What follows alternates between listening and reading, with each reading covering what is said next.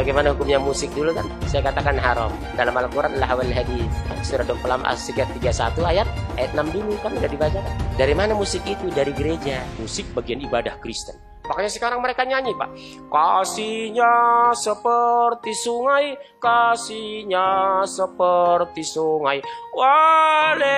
Haleluya. Puji Tuhan, katanya. Sorga. Dapat musik masuk Islam, pernah nggak musik mualaf? Itu permainan syaitan. Gus Dur saja pun tidak bisa melihat. Ketika dengar musik, tangan mulai bergerak.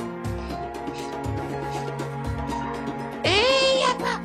Ustadz, apa hukum musik dalam Islam? Hukum musik hukumnya haram. Semua mazhab Syafi'i, mazhab Hambali, mazhab Maliki, mazhab Hanafi, semuanya mengatakan haram.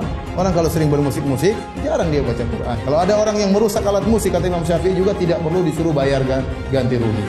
Kenapa? Sama seperti dia menghancurkan khamar. Itu perkara yang haram. Wajibnya menghancurkan alat-alat musik. Imam Muhammad bin Idris Asy-Syafi'i menyatakan secara jelas ya bahwa musik dan nyanyian itu hukumnya haram dalam Islam. Inilah kata para ulama kita bahwa nyanyian, musik-musik itu haram hukumnya. Bahwa mendengarkan musik merupakan perbuatan yang diharamkan oleh Allah Subhanahu wa taala dan termasuk daripada perbuatan dosa.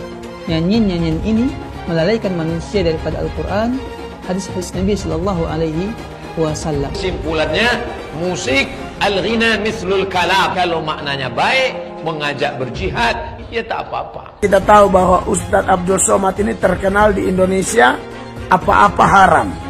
Masuk ke rumah ibadat orang lain, kalau orang Islam masuk ke gereja haram.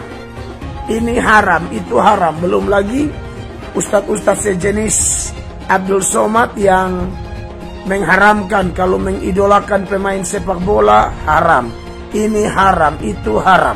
Bahaya kalau pemimpin-pemimpin di negeri kita berpatokan pada pandangan-pandangan seperti Somad itu, maka Indonesia tidak akan maju, saudara-saudara. Antum mencintai pemain bola kafir, boleh nggak? Nggak boleh. Dipajang fotonya, kaosnya, nggak boleh. Dia mencintai orang kafir, loyal kepada orang kafir, membela orang kafir.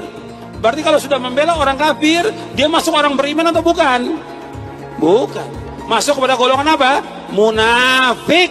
Apa hukumnya berwisata ke tempat ibadah orang kafir? Contohnya Candi Borobudur. Hukumnya haram, karena itu termasuk persetujuan kepada peribadahan mereka. Kita nggak boleh datang ke situ kecuali untuk satu tujuan, mau membubarkan orang yang lagi beribadah kepada selain Allah. Haram hukumnya masuk ke rumah ibadah orang lain. Haram. TV itu dikatakan para ulama haram. Maka usulan anak kepada antum-antum yang punya TV, buang tuh TV. Bahaya. Saya beriman sama Tuhan, sungguh-sungguh beriman. Makanya saya nggak pernah takut kehilangan jabatan saya dari itu. Bahkan nyawa saya nggak pernah takut. Karena saya tahu kemana saya akan pergi kalau saya mati. Itu nama iman. Bukan cuma ngomong doang iman. Masih ngomong iman. Sembahyang apa iman. Imannya apa? Gue kasih tahu lo iman seperti apa. Kenapa saya nggak pernah takut kehilangan jabatan? Karena saya tahu jabatan Tuhan yang kasih. Kenapa saya nggak pernah takut saya mati? Karena saya tahu saya pasti masuk surga dan dapat rumah, dapat makan. Itu jaminan Nabi saya. Membenarkan ajaran Kristen. Naik kiri kanan untuk benci Islam. Balonku ada 5. Kafir, tak bersunat, tak mandi wajib, berzina kerjanya. Jangan suka kepada orang kafir. Man tashabbaha biqaumin fahuwa minhum. Siapa yang suka kepada orang kafir, maka dia bagian dari kafir itu.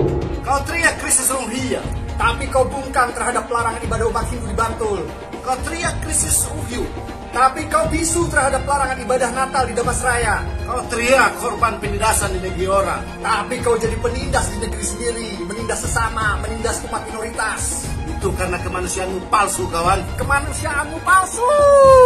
Rasul Shallallahu Alaihi Wasallam tadi memberikan nasihat. Kalau kita punya kenalan non Muslim, ya karena dia satu kampus, teman kita, nggak masalah, tapi jangan dekat. Yang awalnya kita benci, kita malah bisa jadi cinta sama dia. Itu yang ditakutkan. Ada hal-hal yang haram buat kita, halal buat mereka. Sehingga kita mau tidak mau terpengaruh. Disebut teroris marah, tapi mengajarkan ilmu Islam yang menghalalkan darah. Jadi salahnya di mana nyebut teroris? Emang kelakuan kayak teroris? Emang dasar teroris? Sampaikan kepada mereka bahwa kita benci sama orang kafir. Kau benci? Iya. Kenapa kau benci sama orang kafir? Ya bagaimana dia mengatakan Allah itu punya anak? Dia mengatakan Allah itu banyak lah. Anak benci. Oh, ini orang kafir. Mana tembaknya? Orang kafir itu di neraka. Yang dimaksudkan itu patung Yesus Kristus, patung Brahma, Hindu Siwa, patung semua patung itu jadi bahan bakar api neraka. Nanti membakar orang yang menggambarnya. Abdul Somad dan dari MUI juga memandang ini bukan penistaan agama, ya. Singgung. Apakah perlu saya minta maaf? Udah jawab. Nah, ajaran saya. Orang Hindu bikin patung, ada setannya kata Abdul Somad. Somad bahkan tidak mau minta maaf. Karena penjelasan dia tidak bertentangan dengan agama yang dianutnya selama ini. Makanya orang-orang yang menistakan agama dari mayoritas itu nggak kena. Saya jamin itu. Tangkap dan adili Abdul Somad. Viralkan video ini. Kalau Tuhan berkenan, Somad pasti ditangkap. Justru orang Islam sendiri kelihatannya mulai muak dengan Ustadz Abdul Somad ini. Bonyok, hancur muka MKC. Sampai sekarang polisi belum memberikan izin untuk berobat MKC. Nah, saya minta Pak Polisi jangan menghalangi MKC untuk diobati ke rumah sakit. Tinggal beberapa hari ini Muhammad KC akan selesai P21-nya. Muhammad KC katanya mau dibunuh katanya. Para pelaku dugaan kejahatan, penyiksaan dan pengeroyokan itu terus-menerus bisa masuk ke sel daripada FKC, meneror dan mengancam dengan mengatakan kalau kau tidak mau tanda tangan, maka kamu akan kami bunuh, kemudian istri dan anakmu akan dibunuh, dan pengacaramu pun akan dibunuh. Kurang lebih begitu ancamannya. Maka MCAC pun terpaksa di bawah ancaman yang luar biasa menandatangan, memohon supaya perkara itu dilanjutkan, tidak boleh dihentikan. Jadi nggak ada intimidasi dan apalagi ada isu-isu melakukan pembunuhan dan sebagainya. Keki itu sudah mengucapkan terima kasih dengan Pak Napoleon Bonaparte dengan surat pernyataan yang dibuat dan sebagainya. Bahkan Keki sendiri itu sudah mencabut laporan pengaduannya. Mintaan maaf dari yang bersangkutan. Ya ini perlu didalami lagi, mungkin situasi psikis yang bersangkutan mungkin saja bisa terjadi seperti itu. Apakah bersalah Somad sekarang juga? Bagaimana provokasi yang dilancarkan oleh Ustaz Abdul Somad amat sangat keterlaluan memecah belah bangsa ini. Saya juga memohon pada bapak-bapak polisi untuk tidak takut kepada tekanan dari manapun. Kalau Abdul Somad tidak ditangkap, ini adalah biang keladi.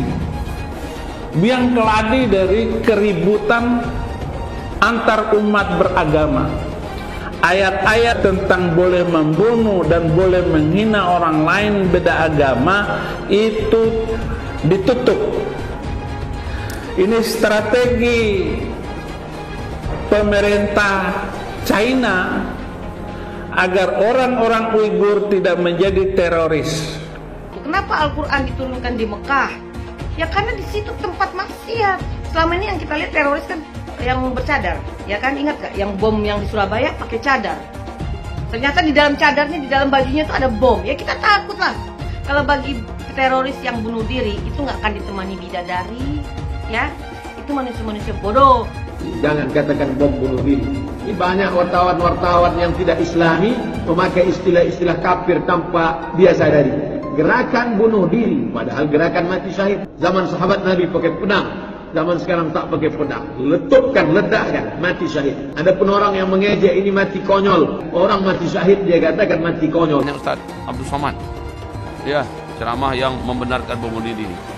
Bom bunuh diri itu memang benar dalam Islam. Laporan terhadap Ustaz Abdul Somad itu sudah dilaporkan dari beberapa tahun yang lalu. Namun apa yang terjadi justru tidak pernah dipanggil. Minta maaf pun tidak mau, karena di dalam konferensi persnya di MUI kan beliau cuma menyatakan begini, bahwa jika beliau meminta maaf berarti ajarannya harus direvisi. Ternyata Pak Somad boro-boro diproses, dipanggil saja tidak gitu loh. Makruh hukumnya menengok tiang listrik yang berbentuk salib, karena dikhawatirkan hati goncang.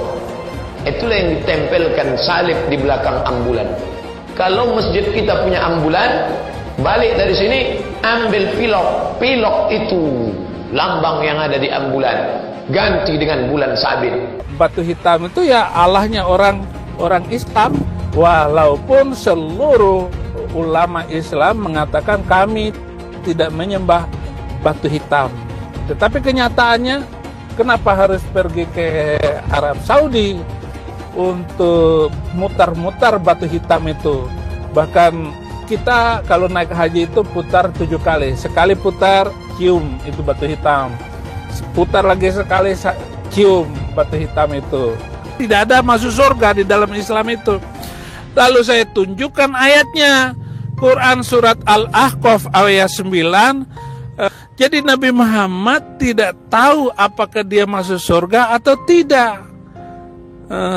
Nah ini yang dimaksudkan oleh Muhammad Kacai, bahwa tidak ada keselamatan di dalam Islam. Benar, itu ada di dalam Al-Quran kok.